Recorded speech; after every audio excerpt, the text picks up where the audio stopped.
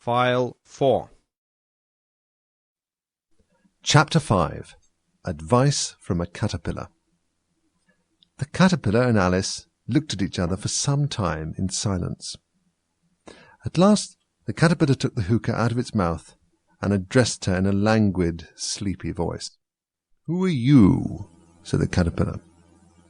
This was not an encouraging opening for a conversation. Alice replied rather shyly, I hardly know, sir, just at present. At least I know who I was when I got up this morning, but I think I must have been changed several times since then. "What do you mean by that?" said the Caterpillar sternly. "Explain yourself." I can't explain myself, I'm afraid, sir," said Alice, "because I'm not myself, you see." "I don't see," said the Caterpillar.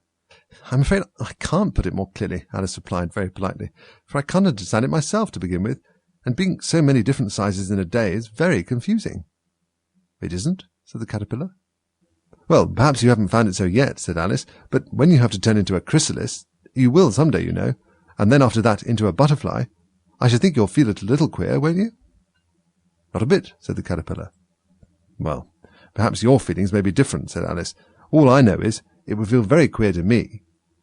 "You?" said the Caterpillar contemptuously. "Who are you?" Which brought them back again to the beginning of the conversation. Alice felt a little irritated at the Caterpillar's making such very short remarks, and she drew herself up and said very gravely, "I think you ought to tell me who you are first." "Why?" said the Caterpillar.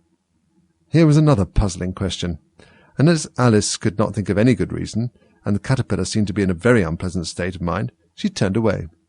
"Come back," the Caterpillar called after her. "I have something important to say." This sounded promising, certainly. Alice turned and came back again. "Keep your temper," said the Caterpillar. "Is that all?" said Alice, swallowing down her anger as well as she could. "No," said the Caterpillar. Alice thought she might as well wait, as she had nothing else to do, and perhaps after all it might tell her something worth hearing. For some minutes it puffed away without speaking, but at last it unfolded its arms, took the hookah out of its mouth again, and said, "So you think you're changed, do you?" "I'm afraid I am, sir," said Alice. "I can't remember things as I used, and I don't keep the same size for 10 minutes together." "Can't remember what things?" said the Caterpillar. "Well, I've tried to say, 'How doth the little busy bee?' but it all came different," Alice replied in a very melancholy voice. "Repeat, 'You are old, Father William,'" said the Caterpillar. Alice folded her hands and began. "You are old, Father William," the young man said, "and your hair has become very white. And yet you incessantly stand on your head. Do you think at your age it is right?" "In my youth," Father William replied to his son, "I feared it might injure the brain. But now that I'm perfectly sure I have none, why, I do it again and again." "You are old," said the youth, as I mentioned before, "and have grown most uncommonly fat. Yet you turned a buck somersault in at the door. Pray, what is the reason of that?" "In my youth," said the sage, as he shook his grey locks, "I kept all of my limbs very supple. By the use of this ointment, 1 shilling a box. Allow me to sell you a couple." "You are old," said the youth, "and your jaws are too weak for anything tougher than suet. Yet you finished the goose with the bones and the beak. Pray, how did you manage to do it?" "In my youth," said his father, "I took to the law, and argued each case with my wife, and the muscular strength which it gave to my jaw has lasted the rest of my life." "You are old," said the youth. "One would hardly suppose that your eye was as steady as ever. Yet you balanced an eel on the end of your nose. What made you so awfully clever?" "I have answered 3 questions, and that is enough," said his father. "Don't give yourself airs. Do you think I can listen all day to such stuff? Be off, or I'll kick you downstairs." "That is not said right," said the Caterpillar. "Not quite right, I'm afraid," said Alice timidly. "Some of the words have got altered." "It is wrong from beginning to end," said the Caterpillar decidedly, and there was silence for some minutes. The Caterpillar was the first to speak. "What size do you want to be?" it asked. "Oh, I'm not particular as to size," Alice hastily replied. "Only one doesn't like changing so often, you know." "I don't know," said the Caterpillar. Alice said nothing. She had never been so much contradicted in all her life before, and she felt that she was losing her temper. "Are you content now?" said the Caterpillar. "Well, I should like to be a little larger, sir, if you wouldn't mind," said Alice. 3 inches is such a wretched height to be." "It is a very good height indeed," said the caterpillar angrily, rearing itself up as it spoke. It was exactly 3 inches high. "But I'm not used to it," pleaded poor Alice in a piteous tone, and she thought to herself, "I wish the creatures wouldn't be so easily offended." "You'll get used to it in time," said the caterpillar, and it put the hookah into its mouth and began smoking again. This time Alice waited patiently until it chose to speak again. In a minute or two, the caterpillar took the hookah out of its mouth and yawned once or twice and shook itself. Then it got down off the mushroom and crawled away into the grass, merely remarking as it went, "One side will make you grow taller, and the other side will make you grow shorter." "One side of what? The other side of what?" thought Alice to herself. "Of the mushroom," said the caterpillar, just as if she had asked it out loud. And in another moment it was out of sight. Alice remained looking thoughtfully at the mushroom for a minute, trying to make out which were the 2 sides of it, and as it was perfectly round, she found this a very difficult question. However, at last she stretched her arms round it as far as they would go, and broke off a bit of the edge with each hand. "And now which is which?" she said to herself, and nibbled a little bit of the right-hand bit to try the effect. The next moment she felt a violent blow underneath her chin. It had struck her foot. She was a good deal frightened by this very sudden change, but she felt that there was no time to be lost, as she was shrinking rapidly. So she set to work at once to eat some of the other bit. Her chin was pressed so closely against her foot that there was hardly room to open her mouth, but she did it at last, and managed to swallow a morsel of the left-hand bit. "Come, my head's free at last," said Alice in a tone of delight, which changed into alarm in another moment, when she found that her shoulders were nowhere to be found. All she could see when she looked down was an immense length of neck, which seemed to rise like a stalk out of a sea of green leaves that lay far below her. "What can all that green stuff be?" said Alice. "And where have my shoulders got to?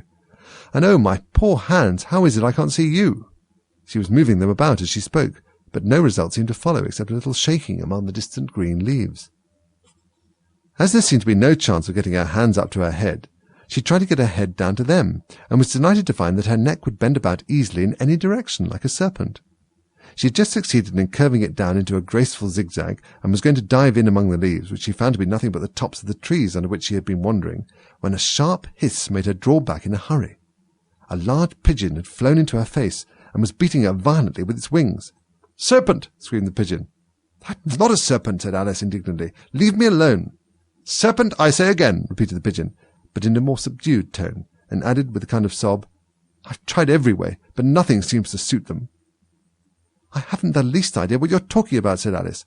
"I've tried the roots of trees, and I've tried banks, and I've tried hedges," the pigeon went on without attending to her, "but those serpents, there's no pleasing them." Alice was more and more puzzled, but she thought there was no use in saying anything more until the pigeon had finished. "As if it wasn't trouble enough hatching the eggs," said the pigeon, "but I must be on the lookout for serpents night and day. Why, I haven't had a wink of sleep these 3 weeks. "I'm very sorry you've been annoyed," said Alice, who was beginning to see its meaning.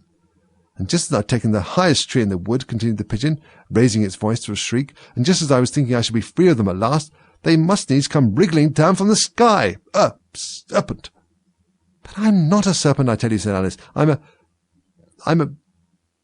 "Well, what are you?" said the pigeon. "I can see you're trying to invent something." "I'm a little girl," said Alice, rather doubtfully, as she remembered the number of changes she had gone through that day.